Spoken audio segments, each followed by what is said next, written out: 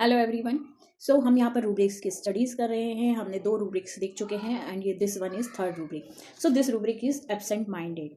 So what is absent minded? Basically आपको बहुत सारे ऐसे पेशेंट्स दिखेंगे जो आपके सामने ये चीज़ें करके जाएंगे। जैसे कोई पेशेंट है आपके क्लिनिक पे चाबी छोड़ के चला गया एंड देन उनको याद आता है, देन फिर वो आते हैं बोलते हैं मैम हम यहाँ पर आपकी चाबी छोड़ गए, या फिर कई बार कई लोग होते हैं मोबाइल फ़ोन छोड़ जाते हैं, राइट?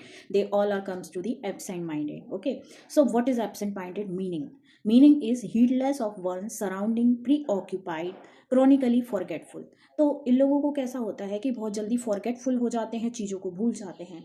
ठीक है, तो वहाँ पर हम एब्सेंट माइंडेड रूब्रिक लेंगे, जहाँ पर कोई चीज़ वो फास्ट फास्ट काम करने के समय में कुछ चीज़ें मिस हो गया, राइट? तो वहाँ पर हम एब्सेंट माइंडेड लेंगे कि हमारा दिमाग उधर पे नहीं है, सो आपने वो चीज़ें छोड़ दिया, राइट? तो इसके साथ एक रूब्रिक और है जो बहुत पास पास चलता है, बहुत फाइन लाइन है इन दोनों के बीच में, that is absorb buried in thoughts, right?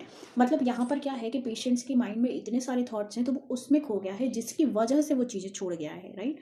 तो देखो ये दो चीज़ें अलग अलग हैं, है ना? पेशेंट जल्दबाजी में या दिमाग में नहीं रहा एंड वो सामान छोड़ के चला गया, that is a absent mindedness. But वो अपने ही थॉट्स में अपने आप में बंद बिजी है, जिसकी वजह से ये चीज़ें हो रही हैं, तो that is called absent mindness. नहीं बोलेंगे उसको, वहाँ पे बोलेंगे absorb buried in thoughts, right?